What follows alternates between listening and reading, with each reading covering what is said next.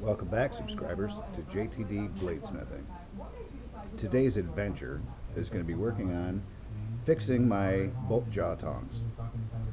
Those of you that watched the video of the horseshoe saw that the tongs weren't holding up very well. They've got quite an opening in them, and I want to close that gap.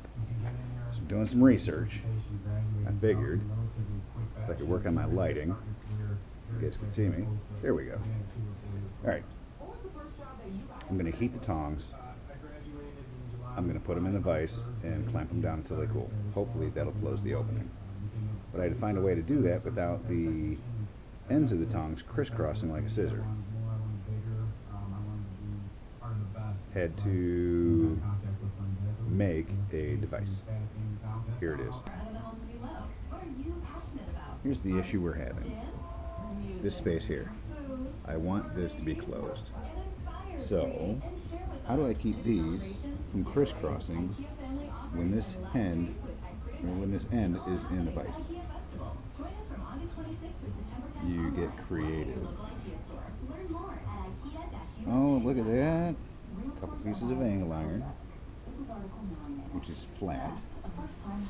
We'll keep those from crossing, and I have them crimped with my locking pliers. So these are going to double as a handle, take it in and out of the fire when it's hot, and then bring it over here real quick, put it in the vise, clamp it down.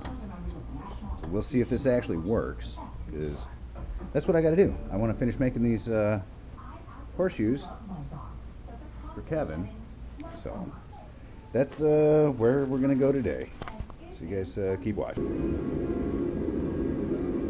The tongs are up to temperature, so I'm gonna go grab those out of the forge and bring them back here and stick them in the vise, clamp it down, and let them sit there till they cool, and we'll see what happens.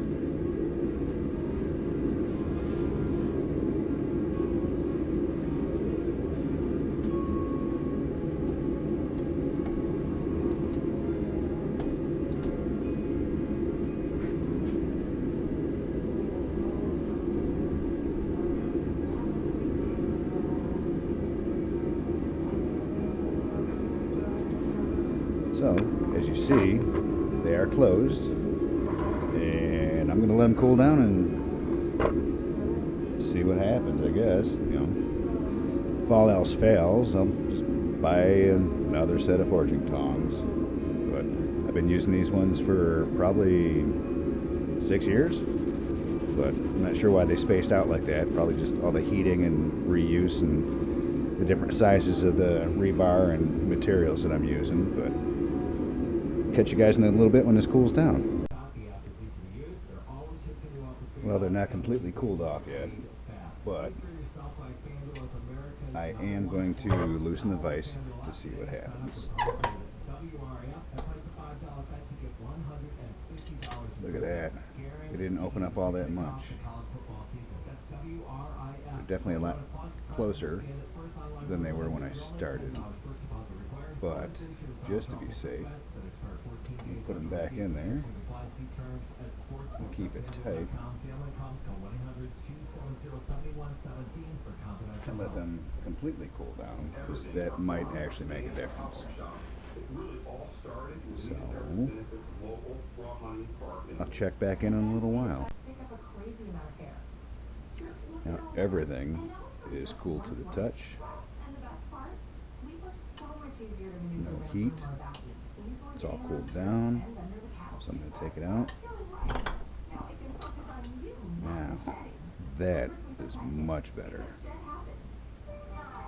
So the next step is to see how well it holds on to the work material. So I'm going to release these.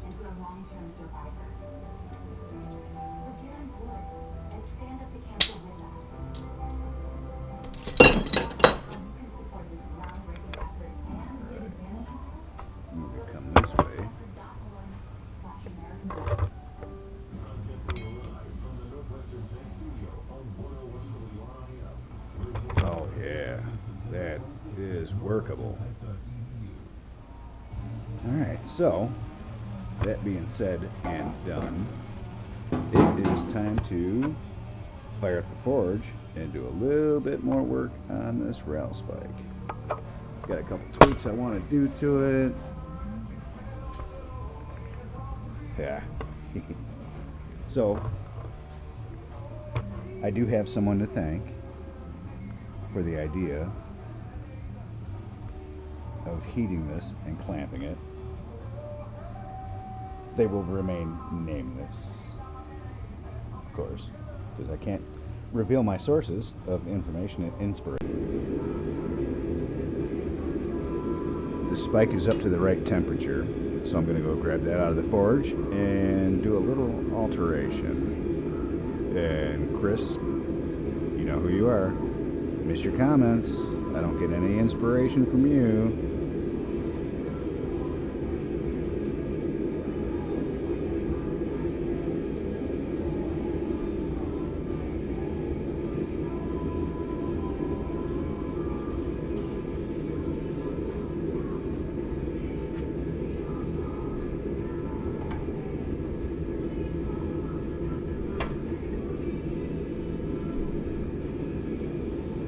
Look at that color.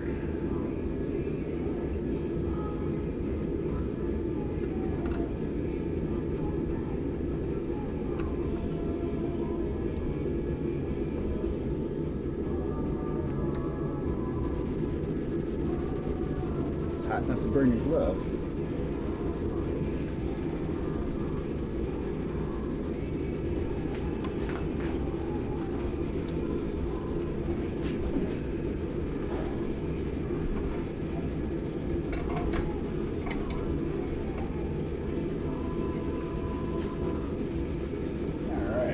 So, I just found out that the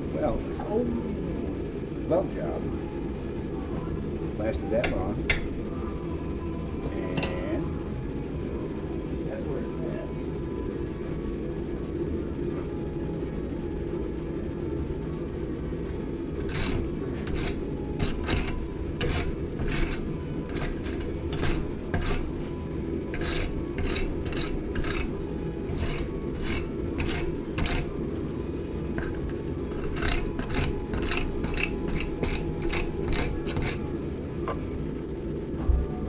So,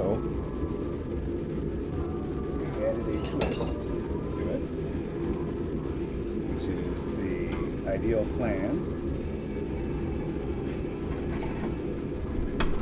Take it out of the vise, put it back in the forge, and straighten some things out.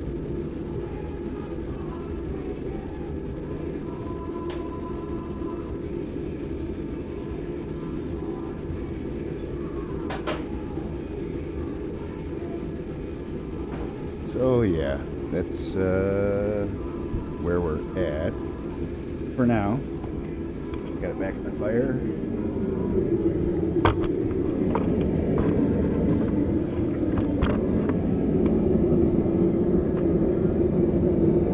Get it heated back up, and then we'll straighten everything out and probably do some normalizing, which is 3 cycles of hot, 3 cycles of cool down. Then I'll quench it to harden it. So I made the adjustments that I wanted to.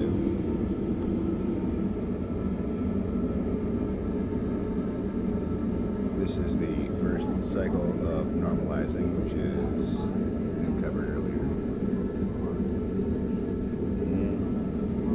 So I'm going to do this 2 more times, then I'm going to quench it. You guys have all seen the quench method before, but once it's quenched, I'm going to let it sit, and then I'm going to temper it in the oven probably tomorrow, and then I'll bust out my awesome Alex Steel Shop belt grinder, and I'll refine it, get it to shape the way I want it, sharpen it, and everything else. So I hope you guys all have a good night. Thank you for watching,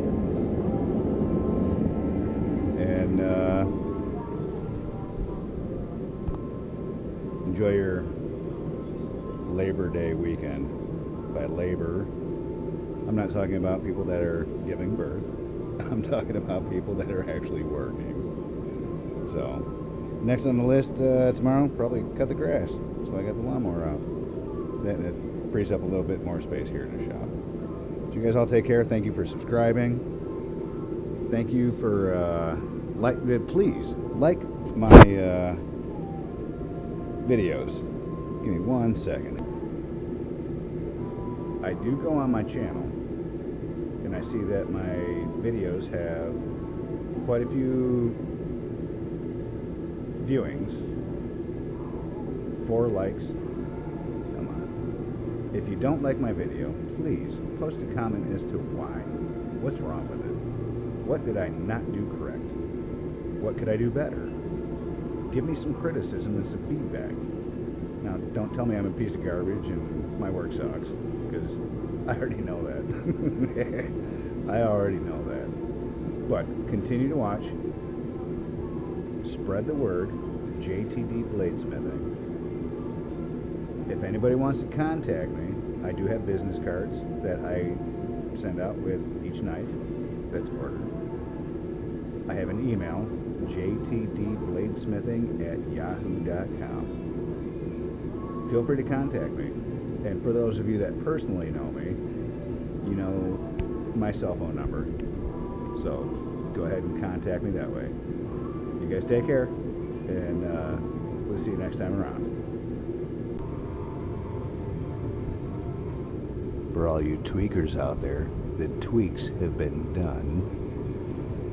It's been normalized. Now it's time to quench. So I'm going to get the spike out and put it in the quench tank. Stand by, I'll be right back.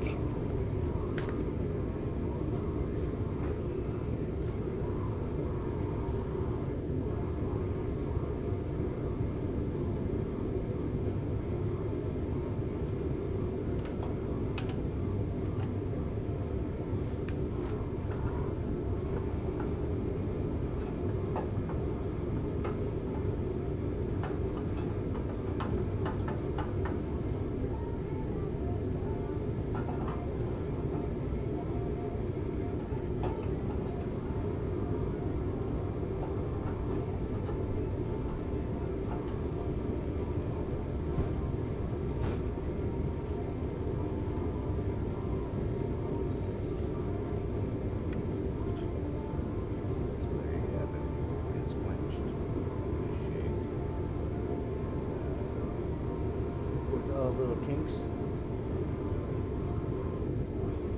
So there we have it. The next step is to let it cool down and make sure that it is hardened, and then it passes skate of the file.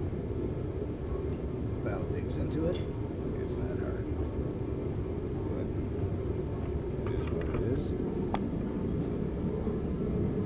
Go from there.